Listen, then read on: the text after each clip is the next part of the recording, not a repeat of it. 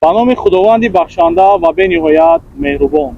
دوستان و برادران عزیز، شاید که همگی شما حاضر این نوار را دیده و حیران شین که برای چی در کانال گفتار قرآن‌تپه یک باره برنامه. برادران عزیز، جوانای محترم، هر چیزی کردیم، هر نواری کردیم و منفعت مردم بود و منفعت جوانان بود که در فریب بعضا حرامخوارا و بعضا رویه و بعضا دیگرو یعنی نغلطند.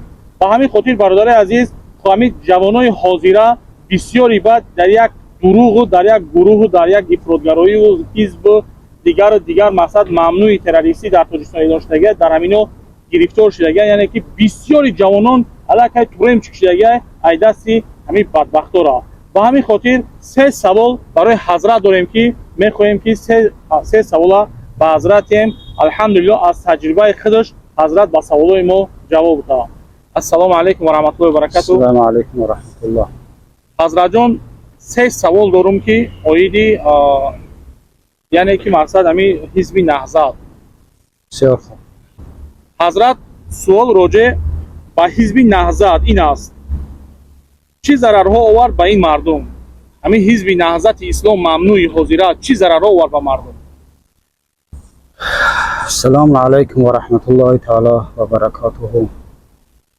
راجع به سوال شما نسبت به سابق حزب نهضت اسلام که الان ممنوع تروریستی اعلان شده است، این را گفتنی هستم که این حزب را ما از سال 86 معلومات مفصل داریم راجع به همین حزب، به حرکت همین.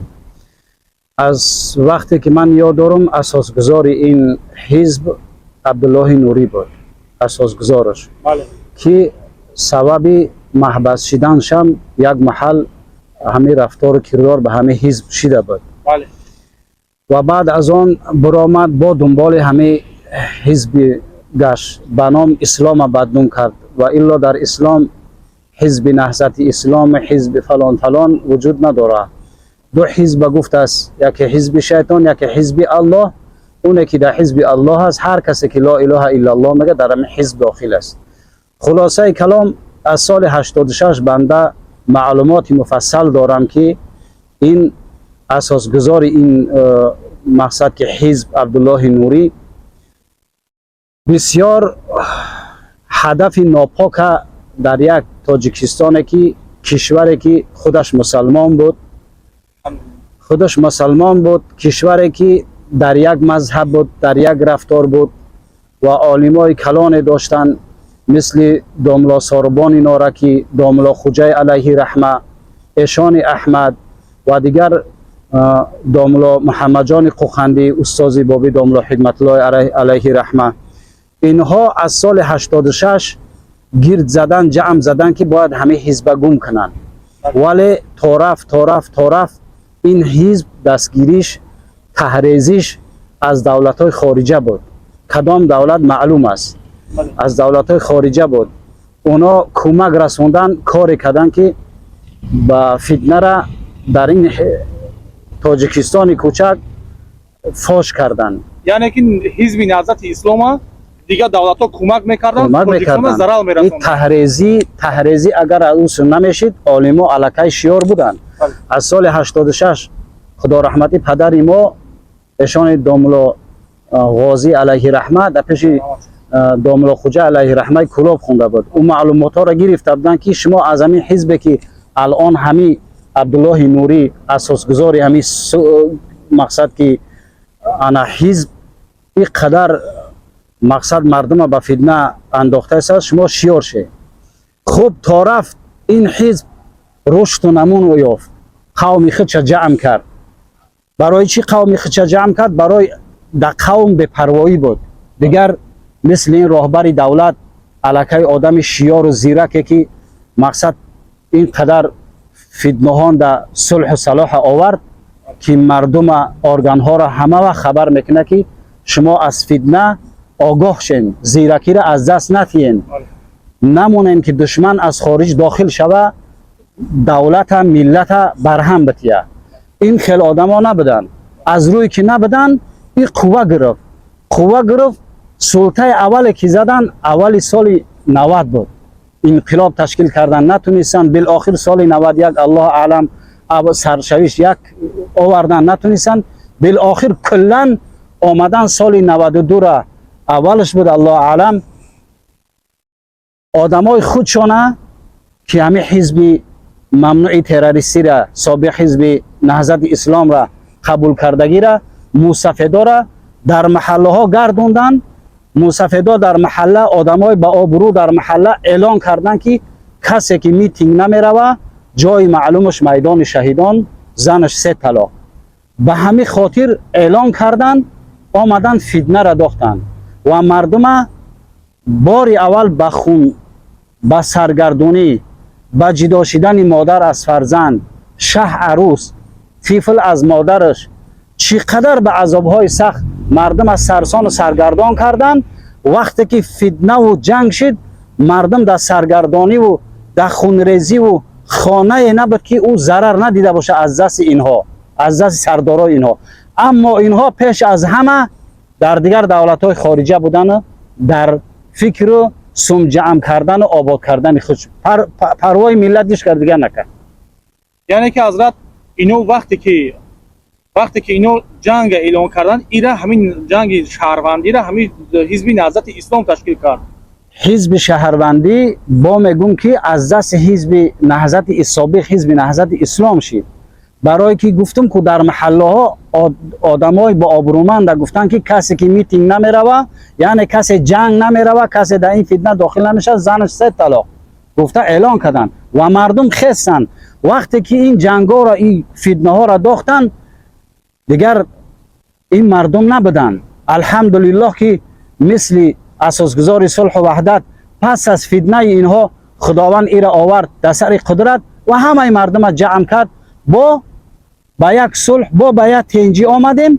حالی با همون فتنه را داخته باید با یک خونریزی، باید یک سرگردانی دیگر بدوزند. لیکن امیدوارم که ان شاء الله تعالی این زیرکی را دیگر نباید دولت و ملت و ارگان ایدست بتیه. ان شاء الله. حضرت سوال دیگه میای آیا تا حاضر به عقیده هاشون ادامه دارن؟ البته ادامه دارن، زیرا که اونها باید این عقیده ناپاکه که باری اول خونریزی را ریخته بدن، مردم را سرگردان کردن، خودشو در امن امانند. اونا آهیله هاشون و اونا خانگی هاشون و اگرچه خانه هاشون هم سوخته باشن، دهکرته از پشت فتنه این ملت از خواجه های خارجیشو بر اونها سوم جدا شدگی الکی برای اینا کار کردن، فتنه را کردن، خود را نشان دادن که ما اینمی دولت خلق اینا سرگردان کردیم، فتنه را داختیم، اینا شما بدوچم تو دیده. حالی هم که اگر همه پیشه نگیریم همه کارا، حالی هم که جوانا در شهر روسیه دیده که چقدر فتنه در سر جوانا آمده است. اولا که کاراشون را آیلوک نداده ایسان، جوانا به مصلحت پدر مادر گرفته آمده ایسان، جوانا از وطن میگریزن، میان در اینجا سرسون و سرگردون شده ایسان، خوب برای بد رفته ایسان. غیر این قدر مصیبتی که بالای جوان آمده است، فسادی زمان جخیده است شو، غیر این اقبال صدردین با در تای شبکه خودش نامرماندگیه که برای که در تای برنامه‌اش، یعنی که دمن سوم بگذرونه. برای چی سوم بگذرونه؟ شما سوم بگذرونه ده من حزب نهضت اسلام تاریخش کینا کنم. چی لازم؟ شما باور دارین که کینوی میکردگی همو اگر کینو هم بکنه، من فکر میکنم این دروغ میگه، منفعلی که جمعش ها با منفعت خودش استفاده میبره. شما باور دارین که حقیقت کینو اگر کینو هم بکنه حقیقت نشون میده؟ نه، اگر کینو حقیقت ببرن اینا یا خودشو شرمنده میشن. برای چی؟ برای چی شرمنده میشن؟ برای که از سال 86 فتنه را داختن، باید این کینو را ببره. از سال 86 اساسگزار این حزب کی بود؟ باید ایرا بگه کی فتنه داختن، انقلاب شکست خوردن، با کردن، با بالاخره اومدن خلق فتنه را فاش کردن، میتینگ خزاروندن، مردم با کشتار با خونریزی انداختن. در این کاراشو اساسگزار صلح و وحدت ملی، پیشوای ملت محترم جناب عالی و دیگر مقامات هایی که الان مثل محترم سید مومین یتیم، محترم رمضان، مثل اینها یا نبودن. اینا فتنه را داختن، اینا خونریزی را داختن. خداوند متعال رحم ملت خورد، اینها را قدرت داد، ملت را جمع کردن تا حاضر اداره کرده اسلام. این شرمنده می شود. این مقصد که لفظ اصلاحات امروزه بگه مردم فهمند این برنامه را تحریزی کنه، یک و یک کسته کنه. این شرمنده می شود. هیچ محل از سال 86 از سال شاید که پیش من معلومات 86 دارم، تولدم 70 از زیرا که اون محل سین سال مایده بودم. اینا تشکیل کردن، پیش یک گروه تشکیل کردن، پیش بابی داملو حکمت الله رفتن، پیش بابی داملو حکمت الله علیه رحمه خانه ما رفتن، در اونجا پدر ما را تحت فشار آوردن، زیرا که نیت اینها همین بود که از همین قرادگین وقتی که همین داملو حکمت الله علیه رحمه را عقیده‌اش بگردونیم از طرف سوخازای نمونه، طرف جرگتال میگن که 7,500 هزار اهالیه که پدر ما را احترام میکردن، مقصد همینا را عقیده‌اش بگردونیم دیگه کلا فتنه در دست ما میفته. هر چی که اینها در فتنه داخل نبودن، پدر ما را نصیحت میکرد بچم از جاتون نجنبین، اینها همش یک خونریزی و یک هلاکت یا فلاکت دارن. یعنی که اینا میخواستن که اهل علم و بخشون جلب کنن، هر چیزی که میخواستن با مردم پیشنهاد کنن. البته بعضی اهل علم به خودشو جلب کردن، بعضی را در این مقصد که راهی بد و غلطی خودشو افتاروندن، بعضی اهل علم سرگردون کردن، بعضی اهل علم فرزنداشو از روی اینها در خانه هاشو علاوه زده شد. همه اینها از دست یمی فتنه امین اساسگذاری همیا عبدالله نوری و دیگر امثال اینها که تا حاضر ضرر آورده ایستند در جامعه، از دست اینها همه یا خونه سوز شد یا داغ فرزندی یا مرج فرزندی را دیدن. حضرت سوال سوم این است: آیا از نگاه اسلام نسبت با سخنان اقبال صدرالدین چی گفتنیه؟ البته گفتنی ها بسیار است، اما زیر آیت 30 پاره قرآن سوره همزه خداوند در این سوره میفرماید که اعوذ بالله من الشیطان الرجیم ویل لکل همزه لمزه، وای بر حال ملامت کننده عیب جوینده، وای بر حال تهمت کننده و عیب جوینده. الان برآمدهای اقبال صدرالدین خالی از ملامت نیست، خالی از تهمت نیست، خالی از غیبت و استهزا نیست، خالی از جویی نیست. تمام مردم را عیبشه میجویه و شریعت غرای محمدی شریعتی هست که شریعت گناه پوش است. معلمی بشریت محمد مصطفی صلی الله علیه و سلم گناه را میپوشیدند و این چنین یک صفات پروردگار ستار العیوب است، پوشنده عیب هاست. اگر خداوند متعال لایق میدید تجسس و کافتوکاوی گناه و شرمنده کنی بنده را، هر بنده که گناه میکرد پرده گناهش از روش میگرفت، شرمنده میگشت. اما ستار العیوب است. این شریعت شریعت صلح است، شریعت کینه و کدورت و غیبت و ملامت و استهزا نیست. آلی ادعای از برآمد شو، ادعاشو گویا از اسلام است، سخن گویا از اسلام میزنن. ما و شما مورد این نقطه سخن بیاییم که در کجای اسلام گفته است که یک انسان عادی، یک انسان با قدر، یک انسان ملا، یک انسان تجارتگر، حتی که بر عزت نفسش نمیرسه، من اگر میده کم باشه عبدالرازقی که در دبی گشته است، حتی همو عبدالرازق مورد استهزا و مسخره در شبکه خودش قرار داد که چی لازم فاش کردن گناهی امو عبدالرازق میده به مردم، چی لازم نسبت همون هم تهمت کرد.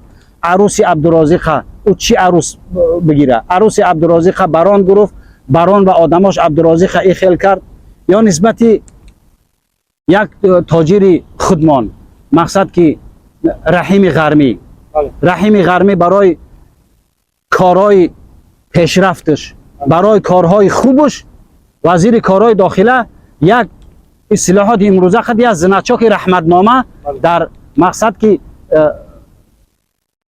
کستومش یک تحفه کرد، مقصد یک تحفه کرد، یا در خزاقی کستوم بگیم لفظ اصلاحات امروزه یک تحفه کرد، یک رحمتنامه برای کارهای خیرش.